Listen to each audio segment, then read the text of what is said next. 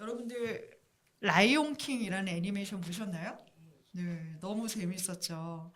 정글의 왕 사자 무파사가 나쁜 동생 스카의 계략으로 아들 신바를 구하다 죽게 되는 이야기잖아요. 그런데 그 나쁜 삼촌은 스카가 내가 아빠를 죽인 거야 라고 신바에게 말하면서요. 네가 아빠를 죽인 걸 알면 동족들이 너를 엄청 싫어하고 미워할 테니 얼른 멀리 도망가 라고 말하잖아요. 그래서 신바가 멀리 혼자 그 어린 사자가 도망을 가는데요. 다행히 좋은 친구들을 만나서 하쿠나 마타타 다 잘 될 거야. 근심 걱정 없을 거야. 라고 노래 부르면서 행복하게 지내는데요. 하지만 혼자 있을 때는 문득 찾아오는 내가 아빠를 죽인 죄책감. 그리고 왠지 내가 있어야 할 자리를 도망다니는 그 공허감 때문에 힘들어합니다. 그런데 그 좋은 친구들이요. 그런 신발을 볼 때마다 또다시 하쿠나 마타타 노래를 불러주면서 힘내, 잊어버려 라고 격려하잖아요. 그렇게 하루하루 진짜 자기 모습을 잃어버린 듯 회피하던 신바가요.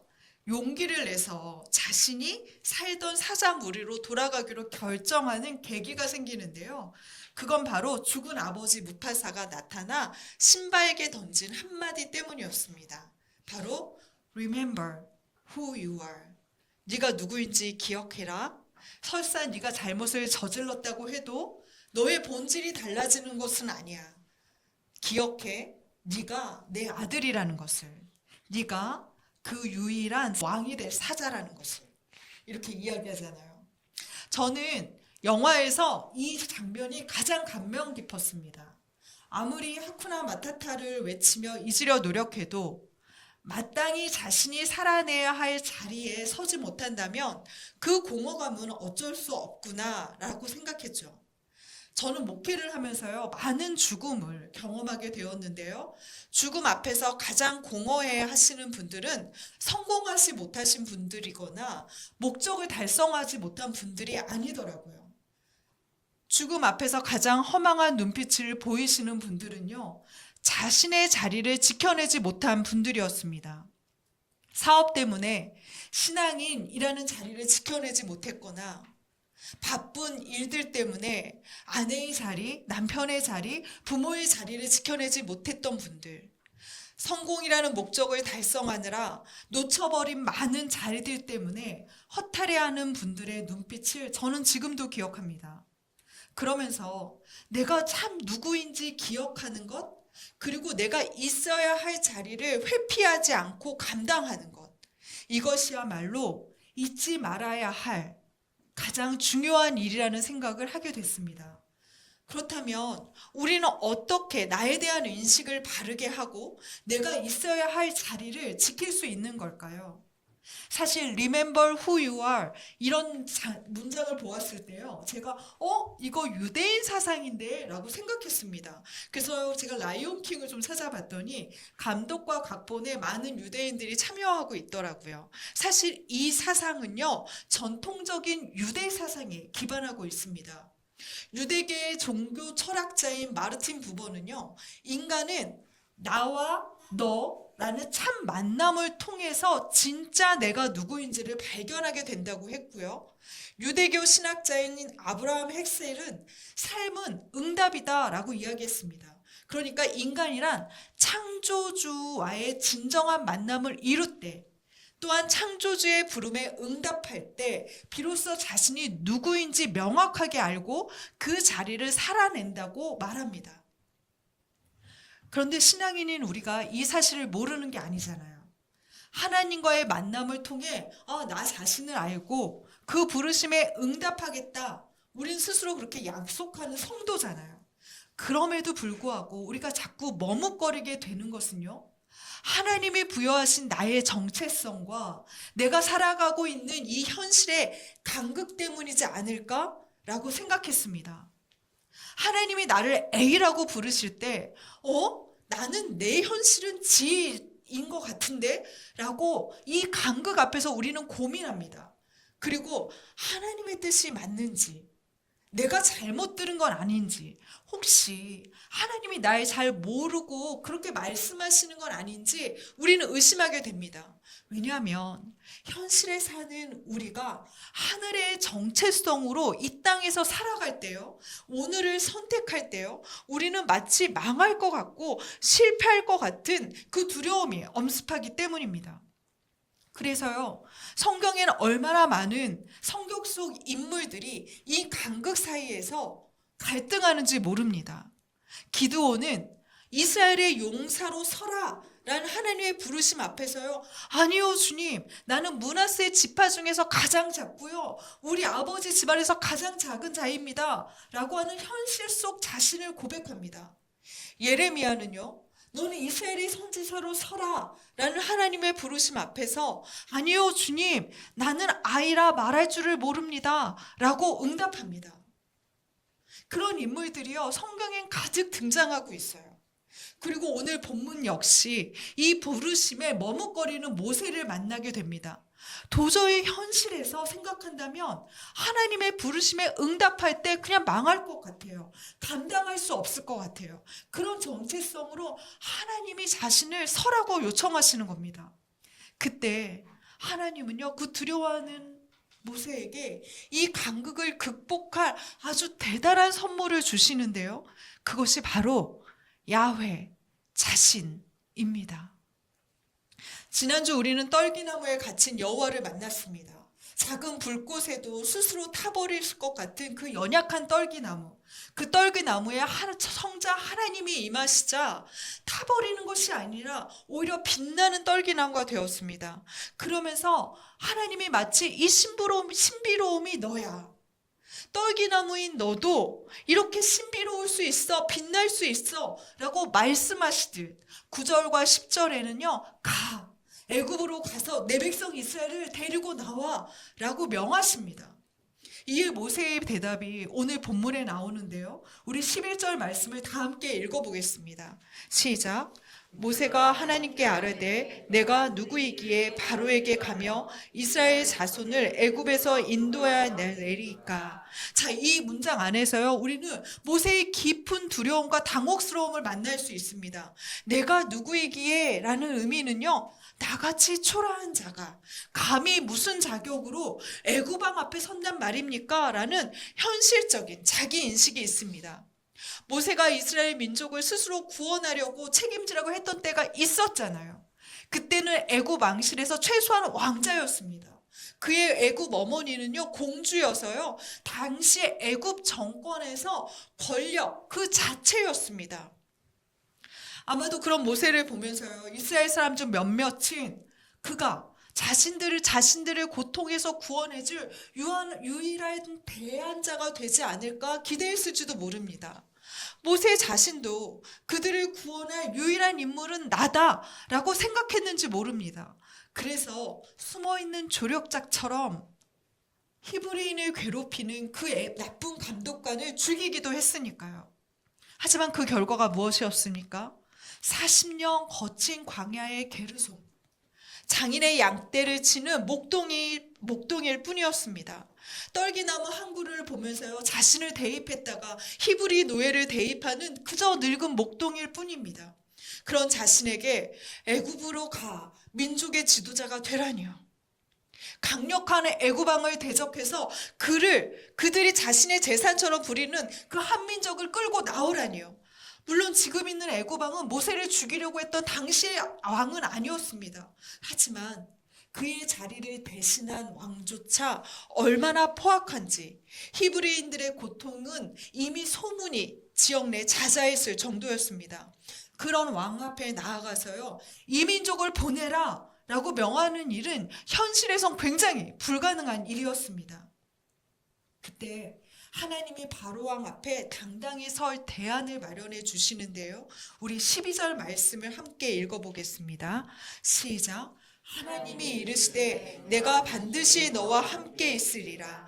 내가 그 백성을 애굽에서 인도하여 낸 후에 너희가 이 산에서 하나님을 섬기리니 이것이 내가 너를 보낸 증거니라. 내가 너와 함께 하겠다. 내가 너와 함께 한다. 이 문장이 왕 앞에 설 수 있는 이유랍니다. 그가 히브리 민족을 데리고 나올 근거랍니다. 여러분, 우리는 하나님이 우리를 사용하실 때 어마어마한 기적을 주시길, 아니면 불안 자체를 못 느낄 담대함을 주시길 기대하지 않습니까? 그런데요, 하나님은 모세의 상황을 전복시킬 만한 하늘 군대를 보내주시지도 않고요, 전혀 불안을 느끼지 않을 만큼 항불안제를 먹은 듯한 그런 엄청난 용기를 주시지도 않아요. 또한 어떠한 고난도 없이 이 일이 척척 진행될 거야, 내가 너한테 시켰잖아 라는 약속도 주지 않으십니다. 우리 19절과 20절 말씀을 보면요, 이 일이 진행하는 것이 결코 쉽지 않을 거야.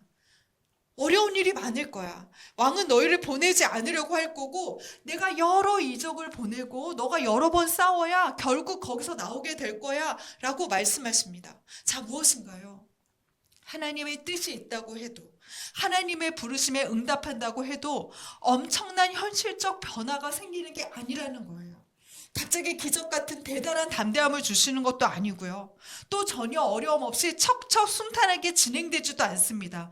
모두가 다 그대로 현실이에요. 그저 단 한 가지, 내가 너와 함께 한다고. 내가 애굽왕을 이기 힘이고, 네가 이스라엘 민족을 설득할 근거가 내가 너와 함께 한다는 이것보다 더 대단한 대안은 없어 라고 그저 말씀하신다는 겁니다. 그러면서요, 내가 널 보낸 증거는 너희가 이곳에서 다시 날 예배하게 될 날이 올 거야, 그날 알게 될 거야 라고 말씀하신다는 겁니다. 그런데 여러분, 그건 미래잖아요. 지금의 불안을 미래에 이런 일이 벌어질 거야 라는 대안으로 대체하라니요.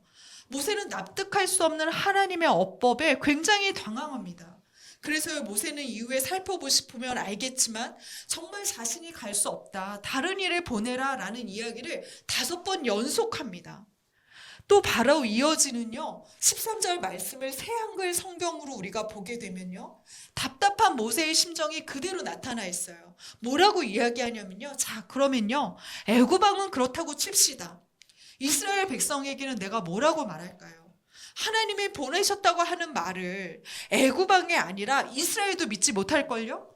하나님의 백성이라 말하는 그들에게 제가 이 상황을 어떻게 설명하기 원하십니까? 라고 묻습니다. 바로 여기서 굉장히 중요한 여호와의 이름이 등장하는데요, 우리 14절 말씀을 새 한글 성경으로 괄호 안에 있는 문장까지 다 같이 읽어보겠습니다. 시작. 하나님이 모세에게 대답하셨다. 에헤 아시에르 에헤, 나는 스스로 있는 자다. 하나님이 말씀하셨다. 이스라엘 사람들에게 이렇게 대답하렴. 에헤, 스스로 있는 자가 나를 여러분에게 보내셨습니다. 에헤로 번역한 히브리어는요, 우리가 익숙하게 부르는 야훼라는 이름입니다. 이는 영어에서요, 그저 비동사예요. 존재한다는 의미입니다. 아쉐르라는 단어는요, that, what, who라는 관계사예요. 뭐뭐의 것, 어떠어떠한 자라는 의미인데요. 자, 그럼 야훼, 아쉐르 야훼, 이 뜻은요, 스스로 존재하는 자가 나야. 그냥 나는 존재하는 자야 라는 의미입니다. 자, 이 야훼라는 단어가 어디에 제일 먼저 쓰였냐면요, 창세기 2장 4절이에요. 이때는 모든 창조가 완성된 그 시점이랍니다. 여러분, 모든 것은 인과관계로 파생되잖아요. 씨앗을 심어야 나무가 생기고요, 햇볕과 물이 있어야 열매가 맺혀집니다. 부모가 있어야 자녀가 생기고요, 상대가 있어야 자녀가 생겨야 나라는 부모라는 정체성이 생기는 거잖아요. 이 세상에 존재하는 모든 것은요, 인과관계 안에서, 상대가 존재하는 그 관계 안에서 내가 증명되는 겁니다. 그런데 야훼라는 이름은요, 그냥 스스로 있는 거예요. 인과관계에 의해서 파생된 것이 존재가 아니라는 의미입니다. 어떤 대상이 있어야만 증명되는 존재가 아니라는 거예요. 누군가의 사랑을 간절히 바라는 신도 아니고요, 혼자 있다고 외롭거나 불완전해지지도 않아요. 그냥 홀로도 완전한 전능자입니다. 모든 생물은요, 이 스스로 맨 처음 그저 있는 이 존재를 통해서 창조되었을 만큼, 시작되었을 만큼 야훼는 모든 존재의 근원이자 시작입니다. 그렇기에 어떤 대상의 칭찬, 사랑의 존재가 필요하지 않습니다. 이게 바로 야훼 하나님, 스스로 있는 자, 홀로 있어도 완전한 자, 누군가에 의해 증명이 필요하지 않은 자, 그 존재로 완벽한 신이라는 뜻입니다. 이는 하나님의 자존성과 초월성을 의미합니다. 야훼라는 이름이요, 미완료형으로 쓰여져 있거든요. 이거는 어딘가로부터 끝나지 않는다는 의미예요. 과거부터 현재, 미래까지 모든 시간과 공간을 초월한다는 의미입니다. 자, 그런 하나님이요, 15절에 보면요, 아브라함과 이삭과 야곱의 하나님이랍니다. 이게 무슨 의미인가요? 모든 시 공간을 초월해서 누군가와 관계로 증명되지 않는 신이, 어디에나 계신 그 신이 한 인간의 하나님이 되어서요, 역사 속으로 들어온다는 의미입니다. 아브라함이라는 인간이 이 우상을 제작하면서 그냥 끝날 그 인간에게 오셔서요, 약속을 자신이 주시는 거예요. 그러면서 너 한 민족의 시작이 될 거야. 그렇게 약속을 주시는 겁니다. 그리고는 이삭이라는 한 인간의 역사에 다시 들어오면서요, 모리아산에서 죽을 수 있는 그 인간을 살리시면서 그 모리아산에 자신의 성전을 지어서요, 자신의 독생한 아들을 대신해 죽이시는 분이에요. 사기꾼처럼 누군가를 속이면서 자기의 기회를 생산하는 그 야곱의 인생에 찾아와서요, 너 이스라엘이야, 너 나 이겼어, 널 향한 나의 사랑이 너로 하여금 지게 해 라고 만들어주시는 신이래요. 자, 무엇을 의미하는 건가요? 초월적인 신이 작은 개인에게, 한 가문에게 내재하겠다고 말씀하시는 것입니다. 모세야, 나는 스스로 있는 절대자야. 동시에 너의 조상들과 맺은 언약 때문에 지금 고통스러운 너의 현실, 너의 민족의 현실, 그 이집트로 내려온 너의 하나님이야. 나는 모든 곳에 존재하지만 너희의 고통에 함께 머물기로 결정한 너의 신이야 라고 말하는 겁니다. 이런 내가 너와 함께 한다는 것이 만만의 군대가 함께하는 것보다 낫지 않니? 고난의 장애물이 없는 게 아니라 그것을 뛰어넘을 수 있게 하는 나를 보여주는 것이 낫지 않아? 넌 그저 그런 내가 너와 함께 있다는 걸 믿고 보여주면 되는 거야 라고 말씀하시는 거예요. 그러면서요, 21절, 22절 말씀을 보면요, 너희가 노예처럼 쫓겨나지 않을 거야. 마치 귀한 손님이 대접받듯이 그들이, 애굽의 사람들이 너희의 수고의 대가를 정당하게 치를 거야. 그들이 자신의 재산을 너희에게 줄 거야 라고 말씀하십니다. 이제는 모세는 이 말씀 앞에 서야만 합니다. 현실인 나를 마주하며 그냥 안주할지, 아니면 하나님의 약속을 믿고 내가 그의 부르심에 응답할지 그는 결정해야 합니다. 만약 모세가요, 끝까지 하나님과의 참 만남을 거절했다면 오늘 출애굽기의 모세는 사라졌을 것입니다. 아무리 하쿠나 마타타를 외쳐도 결국 해결되지 않는 그 공허함 때문에 허무한 삶이 되어버릴 테니까요. 지금 모세에게 필요한 것은 야훼 하나님이 그 자신을 내게 주시겠다, 이 약속을 믿는 것입니다. 이 하나님이 함께 하시는 것만으로도 애굽왕이 두렵지 않고 한 민족을 끌고 나올 이유가 된다는 것을 믿는 믿음입니다. 나를 이 땅에 제자로 세우시는 하나님의 부르심과요, 현실의 간극 사이에서 우리가 자각해야 하는 것은 야훼의 크심과 그 초월적인 존재가 사랑 때문에 나에게 찾아오신다는 사실입니다. 우리는 부르심과 이 현실 사이에 응답할 필요를 느낍니다. 우리 히브리서 11장 6절 말씀을 다 같이 읽어보겠습니다. 시작. 믿음이 없이는 하나님을 기쁘시게 하지 못하나니 하나님께 나아가는 자는 반드시 그가 계신 것과 또한 그가 자기를 찾는 자들에게 상 주시는 이심을 믿어야 할지니라. 하나님의 부르심에 응답하는 것이요, 내가 결국 승리하고 상을 얻는 일이라는 것을 우리가 믿는 게 믿음이래요.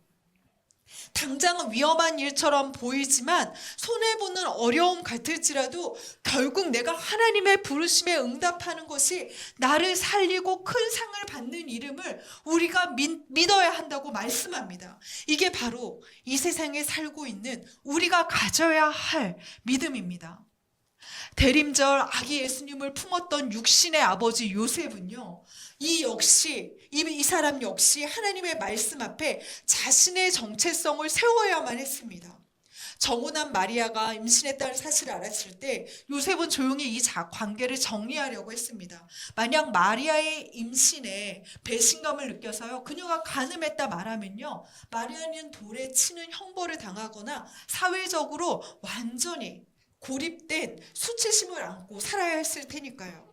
그렇다고 그냥 마리아를 데리고 오면요, 이는 가늠한 여인과 함께 하면서 자신의 거룩함을 훼손하는 율법을 어기는 죄를 짓는 것이었습니다.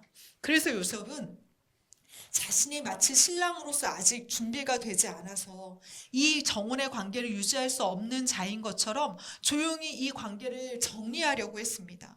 그때 하나님이 그에게 나타나서요, 마리아 데려오기를 두려워하지 말아라 라고 말씀하십니다. 요셉은 현실이라는 불가능한 구조 안에서 하나님의 말씀대로 예수님의 아버지로서의 정체성을 선택하기로 결정합니다. 모세는요, 내가 누구이기에 하나님의 사명을 감당합니까? 라고 자기인식을 했다면요, 요셉은요, 일어날 수 없는 일이 어떻게 가능하게 일어납니까? 라고 하는 현실적 상황 때문에 피하려고 했습니다. 이 모든 순간 하나님의 대답은 동일합니다. 모세에게 내가 너와 함께하겠다 약속하셨고요, 요셉에게 그가 임마누엘이야, 내가 온 인류와 함께한다는 약속이 그 안에 있어 라고 말씀하십니다. 성경은 부르심에 응답한 믿음을 소유한 자들을 오늘 우리에게 소개하면서요, 지금 이 시대에 믿음의 인물은 바로 네가 되어야 해 라고 요청하고 계십니다. 우리 모두는 부르심과 현실의 간극 사이에 서 있습니다. 그때 여러분은 어디에 서시렵니까? 우리에게 믿음이 필요합니다. 임마누엘, 나와 함께 하신다는 그 초월자가 내 인생에 찾아오신다는 이 내재성을 기억해야 합니다. 하나님을 믿고 나를 부르심 앞에 세운다면 오늘 여러분을 통해서 이 땅의 성경은 계속 쓰여질 것입니다. 우리 믿음을 좀 고백하며 찬양하면 어떨까요? 우리 나는 믿네 찬양을 하시면서요, 나를 강하게 하시는 분이 결국 하나님이심을, 그 하나님을 의지하는 것이 내가 이 땅에 서는 이름을 다시 고백할 수 있었으면 좋겠습니다.